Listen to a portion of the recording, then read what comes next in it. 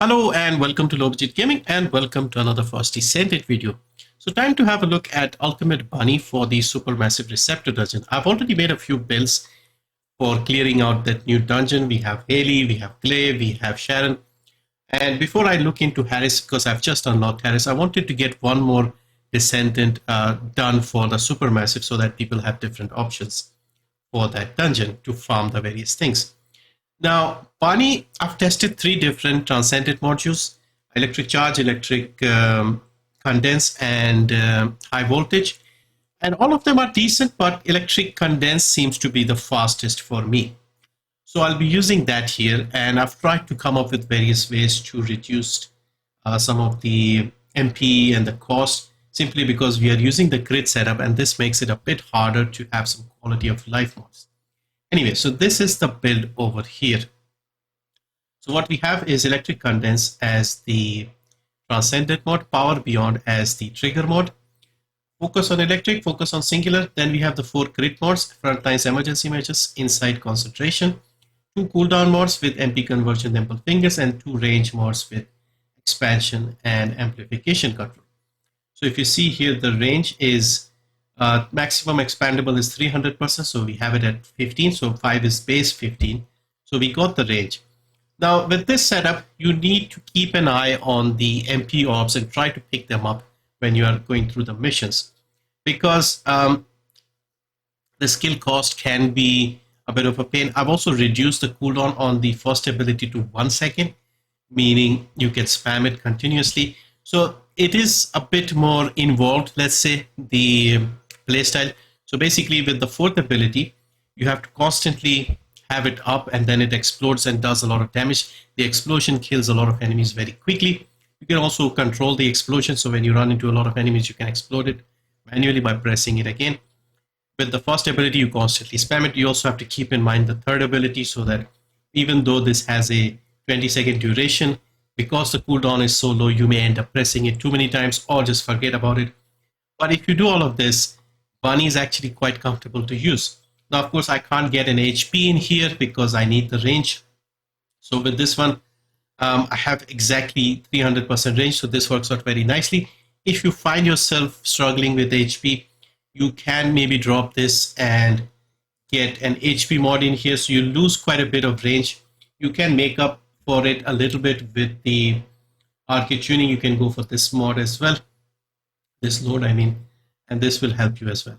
So yeah, so for now I've tested, and you can manage fine with about 10k HP, simply because Bunny can now run through enemies. So if you keep running through enemies, you'll be picking up the MP and the HP orbs, so that should give you more survivability, because she doesn't have the enemy collision unlike other Descendants. So this is the build I've settled with, and it works fine for the most part. It's also giving me one of the best clear times as well. And of course, we are using the Manus to take out Flores.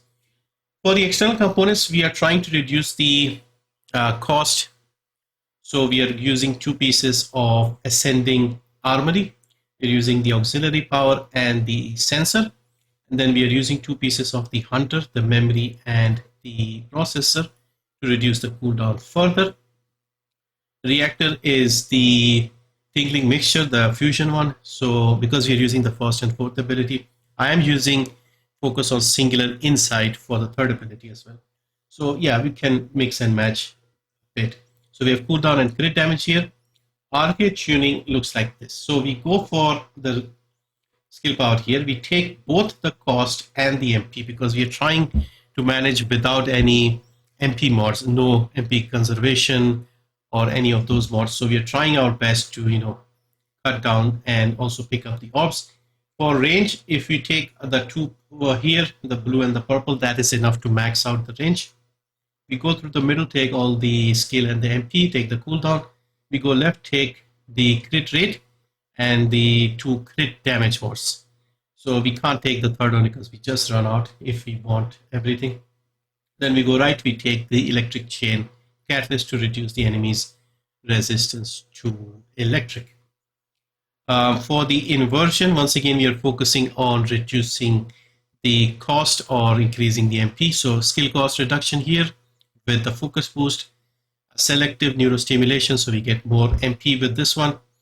And then for the pain suppression, HP is 50% or lower, gains pain suppression, so we get max HP of 58.3%.